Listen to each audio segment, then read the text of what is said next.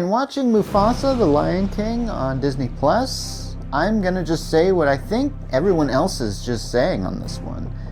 That is, if you asked AI to create a live-action prequel for The Lion King, the 1994 2D animated movie, it would spit out this. And maybe spit out is being too nice of a word.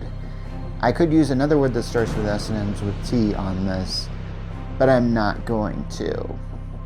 As it is, I think I have suddenly realized why Mufasa the Lion King was made. And yes, it is a prequel because Mufasa is first and Lion King is second. It's not Lion King Mufasa, it's Mufasa the Lion King. Make that distinction.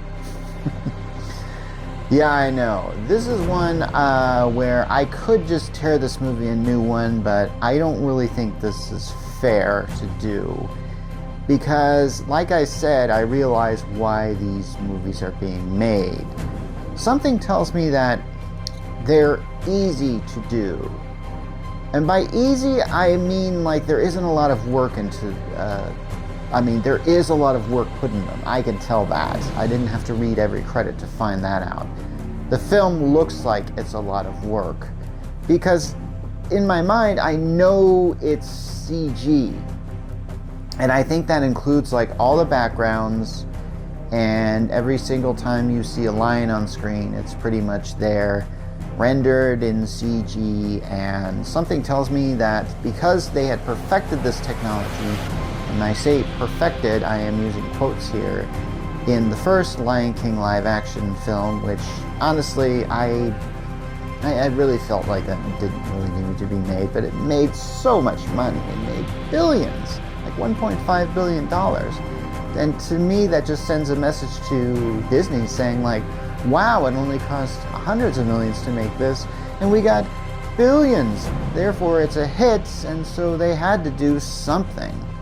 And with computer animated films, you can take legitimate shortcuts when it comes to the sequel. This is why I'm thinking like Coco is getting a sequel, because they went, if you've watched Coco, it's such a beautiful looking world that you can tell was made and rendered in computers, and and all you need to do is essentially like taking your old toys off the shelf and then playing with them with the new game is what it is. And I realize that's a huge oversimplification of what is actually happening, because I could tell that in Mufasa the Lion King, the technology had improved a little.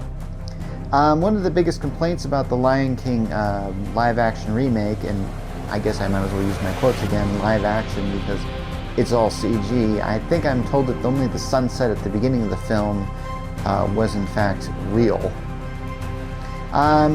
So here's the thing. A lot of the complaints were about how the animals didn't have an ability to emote, that by trying to make them look realistic, you removed all that the traces of emotion on their faces, something that was very well done in the 2D animated Lion King.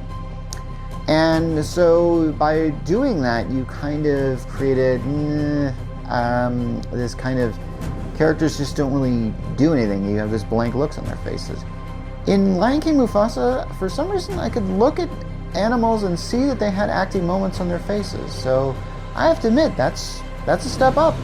But unfortunately, the plot of Mufasa the Lion King, like I said, it feels like what AI would come up with. It's like, yeah, we're seeing stuff like this, where it's like, where you're looking at stuff in The Lion King that just wasn't really fully explained, and then you got to come up with an origin story of it. The first thing I thought of was the character Scar. And here's the thing about Scar in this film. The moment he comes on screen, you know it's him. The film even sets up the fact that it's going to be him. The first time he meets Mufasa and their cubs, they have this thing where he kind of does this thing on him where he's trying to get him out of a situation, and it looks just like the scene where he does that inevitable betrayal thing from the Lion King movie. And they use this image again later, but I'm not going to get into that till later. So in this film, Mufasa, we see young Mufasa as a cub gets sort of swept away by a flood, and he ends up in another part of the Pride Lands. And he gets sort of adopted into another pride, which I guess happens. I don't really know how the I don't even know the dynamics of lion prides works. But so he meets another, I think, lion named Taka, who will eventually grow up to be Scar, and that is not a spoiler. The film wants you to know that from the get-go, like I said before. So at some point in time, this pride of white lions starts to invade. And hey, honestly, if you're going to use, I can see why they went with white lions, because if you're going to use something as a villain, and if you want a group of white villains, white is always a good color choice. So I have no idea if white lions actually exist, or they seriously, I didn't even know. I mean, there's albinoism everywhere, or there's a word for that. I don't know if it's albinoism, but essentially you've got white lions here. And so this kind of leads to basically Mufasa is sort of on the run from these white lions, and his adopted brother Taka is with them. So yeah, he and Mufasa and Scar are not blood brothers, which would explain these sort of interesting coats that, I mean, if you've watched the original Lion King from 1994, the 2D one, Scar and Mufasa look rather radically different, and I think that's done so the audience can set them apart. The problem is, when I'm watching this film, sometimes I forget which lion is which. They all look the same to me. So while on the run, they meet Sarabi, which is Simba's natural mother. They also meet Rafiki, and they also meet Zazu. So we're getting some characters from The Lion King here. By the way, I should probably say that this thing is told as sort of, there's a framing device on this story that I don't really think is needed. This film is like 2 hours long, but you could have cut it to 1 hour and a half if you had just removed the framing device. Where I think it starts with Simba and Nala. They're about to go off and obviously mate. They're doing it, okay? And they leave their cub Kiara behind. And Rafiki tells the story about how Mufasa came to be. Which, honestly, it's kind of sweet because Kiara has never met Mufasa. So, and really, there's only legend of this thing, so she actually gets to hear the legend.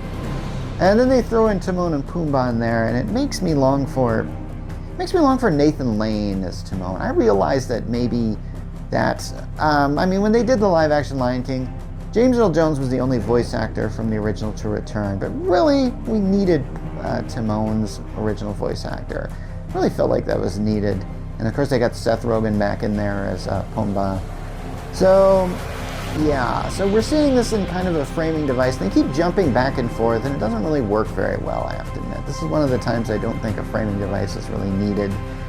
Yeah, so anyway, let's get to some heavy spoilers here. Essentially, here's the thing. Mufasa has been told all his life that there's a great land that his parents called Malele. And so by the end, where he finally gets to Malele, and it's a wonderful land teeming with all kinds of different types of animals, unfortunately that gang of, or the pride of white lions follows him there. And so here's the thing. Taka betrays Mufasa. And so at the time where the white lions are about to execute Mufasa, Scar comes in and then takes the blow for him. And all this time I was going like, oh, so that's how he got the scar. And I felt like, you know, the whole film was kind of just leading up to that, because I knew they were going to do that. Like, it's like, you know, because I have to admit, in the 2D version, I always thought it was weird that there's a guy that's called Scar and he has a scar. And it's like, wouldn't the king, I mean, that's his brother. Wouldn't the king say, hey guys, don't call him Scar? I mean, if he had lost a leg, would they call him Lame-O? I mean, that's kind of ridiculous. But apparently in this thing, it was to make up for his betrayal. Apparently Taka says, like, you can call me Scar from now on. And I'm just going, no. By the way, there's a big earthquake and you see how Pride Rock gets built or created.